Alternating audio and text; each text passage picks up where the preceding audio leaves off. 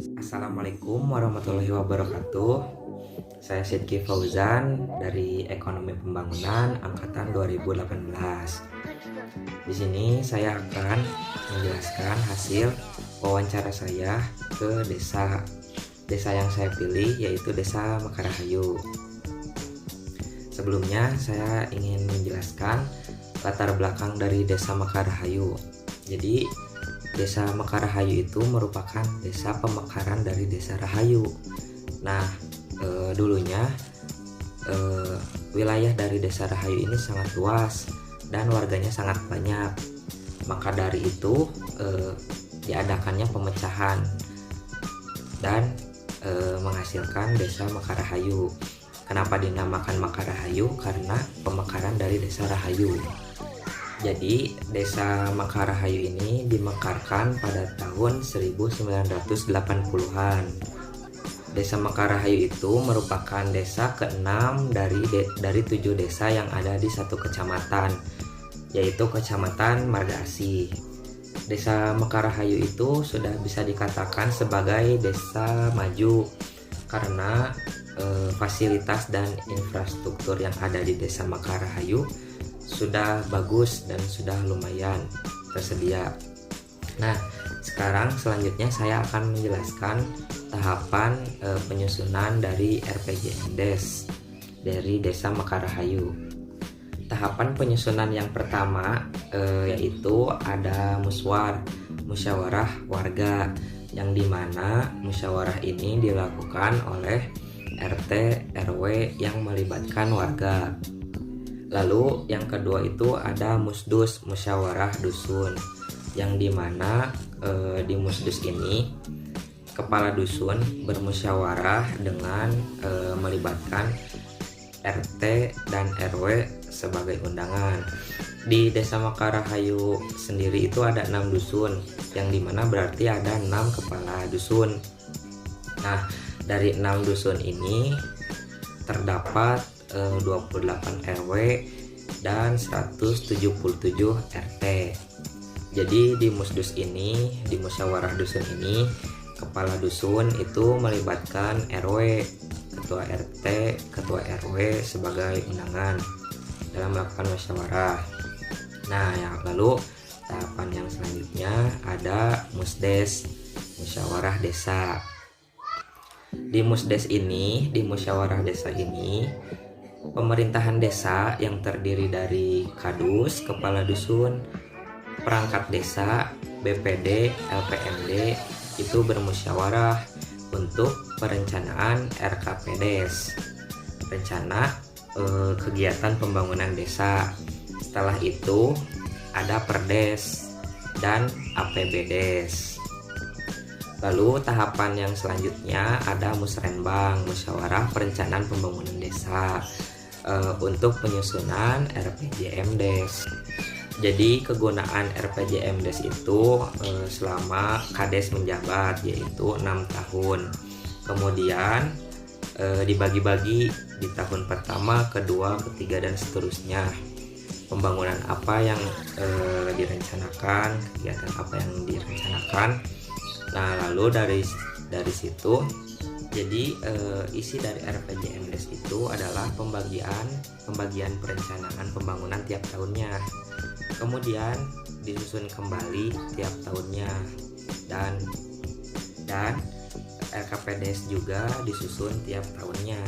Lalu dimusyawarahkan di musrenbang untuk tahun selanjutnya.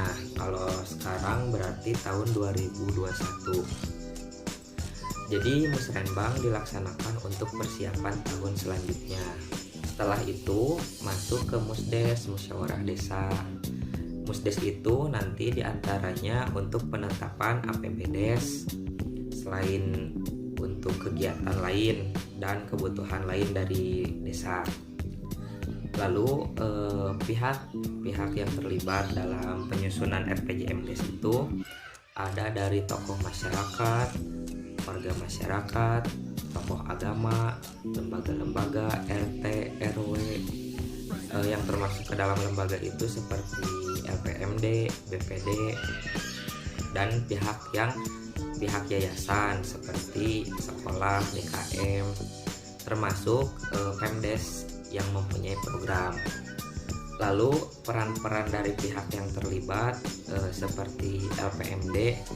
LPMD itu sebagai pelaksana teknis kegiatan tatkala ada pembangunan. Lalu yang kedua, peran dari BPD, Badan Permusyawaratan Desa, itu sebagai memusyawarahkan dan memantau, mengontrol atau keberlangsungan pembangunan. Nah, yang ketiga itu peran dari masyarakat seperti RT, RW, tokoh agama dan lainnya itu sebagai pengusul atau yang mengusulkan kegiatan atau pembangunan, dan juga sebagai penerima manfaat. Potensi yang ada di Desa Mekarahayu ini, kalau dilihat dari sisi pendidikan, 60% warganya sudah memiliki kelulusan di tingkat SMA, SLTA. Nah, 30% itu masyarakatnya sudah lulusan sarjana ke atas, 30%, dan sisanya 10% itu lulusan SMA ke bawah. Itu dari sisi pendidikan.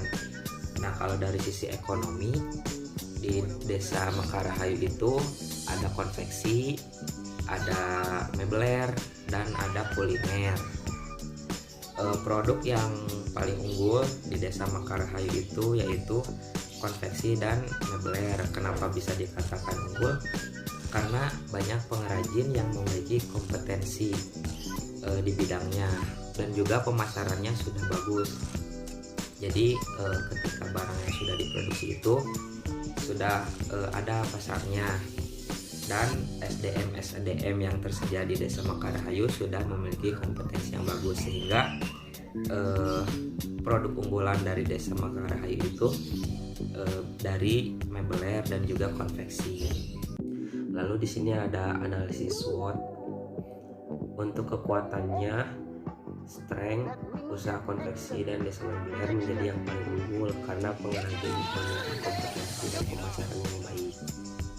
Lalu ada kelemahannya atau weakness, bahan baku pembuatan produk mebel tidak selalu ada, sehingga proses produksi bisa terhenti apabila tidak ada bahan baku. Lalu ada opportunities atau kesempatan atau peluang. Dengan banyaknya usaha konveksi dan mebler ini bisa menjadi peluang untuk membuka lapangan pekerjaan atau melakukan pelatihan menjahit ataupun pelatihan mebler. Threat atau ancaman, semakin banyak yang membuka usaha konveksi atau mebler, maka semakin banyak pesaing dalam usaha tersebut. Lalu di sini ada strategi SO. Dengan adanya usaha konveksi dan mebler yang unggul, ini bisa digunakan untuk kursus pelatihan atau membuka lapangan pekerjaan. Lalu ada strategi WO, lebih baik memilih barang baku yang sedikit lebih mahal untuk melakukan produksi daripada tidak melakukan produksi sama sekali. Lalu ada strategi ST, dengan banyaknya usaha konveksi dan mebler, para pelaku usaha harus bisa membranding produknya dengan baik agar tidak tersaingi oleh para pelaku usaha yang lain. Lalu ada strategi WT, para pelaku harus bisa menerima dan memperbaiki apabila kondisi usaha sedang berada di bawah. Mungkin segitu saja penjelasan singkat dari penyusunan LPJMDes, mulai dari tahapan, pihak siapa yang terlibat, dan peran dari pihak yang terlibat itu. Mohon maaf apabila ada salah-salah kata ataupun kekurangan, mohon dimaafkan. Assalamualaikum warahmatullahi wabarakatuh. Saya juga ingin mengucapkan terima kasih kepada Bapak Saiful Hidayat selaku Sekretaris Desa Mekarahayu yang telah bersedia diwawancara oleh saya. Meskipun di tengah kesibukan beliau tetap menyempatkan waktunya untuk saya wawancarai, dan juga kepada Ibu Rani selaku temannya Pak Saiful, saya ingin mengucapkan terima kasih.